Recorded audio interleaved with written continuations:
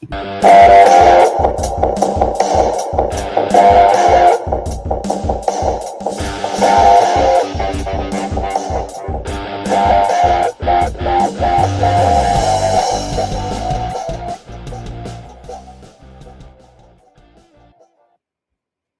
morning, junior hockey fans. This is Stephen Heisler with HeisHockey.com, the Victorious Hockey Company, the Junior Hockey Discussion Group on Facebook. You are watching the Junior Hockey Morning Show. We are on the World Sports Broadcasting Network, WSBN.TV, Facebook, Twitter, YouTube. Hopefully this morning, you are watching in your office, maybe on your TV, because on YouTube you can watch it on TV. Maybe you're up in Canada getting a little bit cold from the snow. Wherever you are today, we hope that you are enjoying your week of hockey and hope that you actually enjoyed today's show. The Vault. Today is Wednesday, November 1st, 2023. Had an interesting Halloween last night.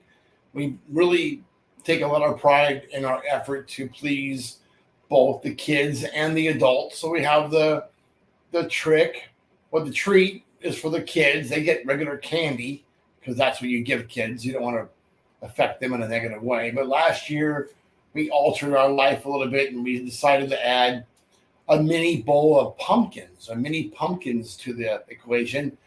They're not really pumpkins at all. They're really habaneros. They're orange and got green stems. And some people took us up on the offer and thought they were mini pumpkins, and it was okay. But this year we modified it ever so slightly, and we had Sonia dip the mini pumpkins into milk chocolate, let them cool off, and now they have a nice hard chocolate shell.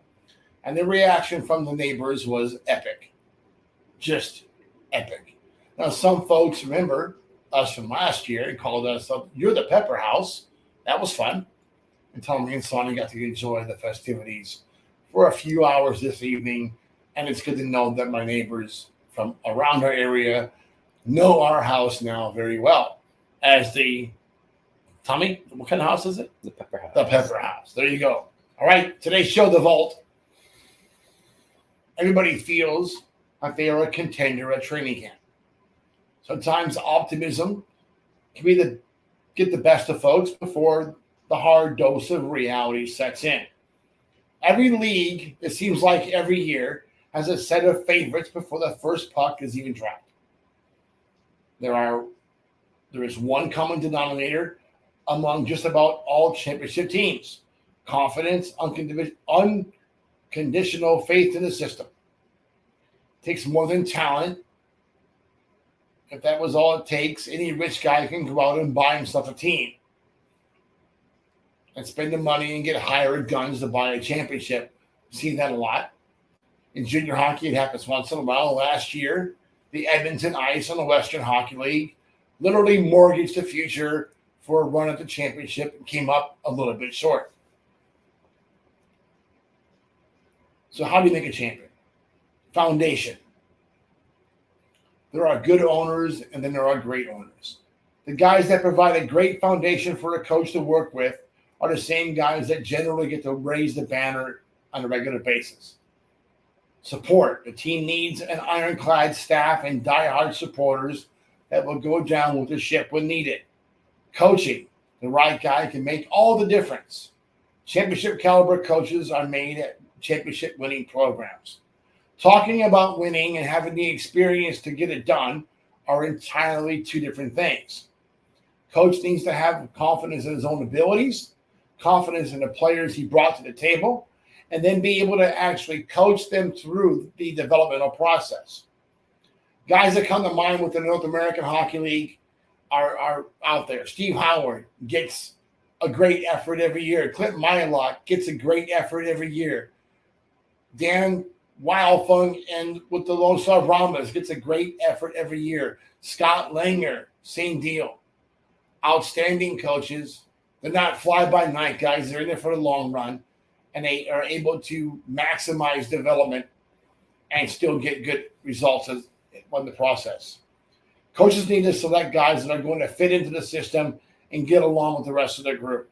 The programs that are able to install a close family atmosphere often experience a high degree of success. Leadership, from the guys signing the checks to the coach to the team captain, the leaders of the team are always the most important component of any champion. Confidence. This cannot be taught or bought. It has to be installed at the first day of training camp and reiterated all along the way with practice, patience, and execution. A champion goes into the final expecting to win. Contender or pretender. Once in a while, a surprise comes up and upsets the apple cart. We don't know where he came from or how he got there. Oklahoma Warriors last year, maybe. But it happens once in a while, but it's rare. At this level of play, the coach is the most important component. But it's the intangibles that often make the difference when they are going at the top level talent. Teams with a track record of doing things the right way, moving kids up the ladder of development, and the players are unhindered in that process, are the same guys that get high-end caliber talent year after year. You can dump the draft and tender system because the evidence is there that it really doesn't do any good. No one is tendering players or drafting players and winning championships. Just not happening. The players get to the right programs. BCHL doesn't draft players like that. Why the hell is the NAHL doing it? The USHL doing it? Doesn't make any sense. Get away from it. It's really a farce. The guys who are sucking the wind out of the league are drafting and tendering players, breaking promises, and not delivering when it comes to recruiting, when it comes to identifying prospects. They depend too much on advisors. They depend too much on drops from other leagues. And that fact is, it just doesn't work. Guys have to be willing and able to find the players they need and then cultivate that talent into the caliber of player that it takes to win championships.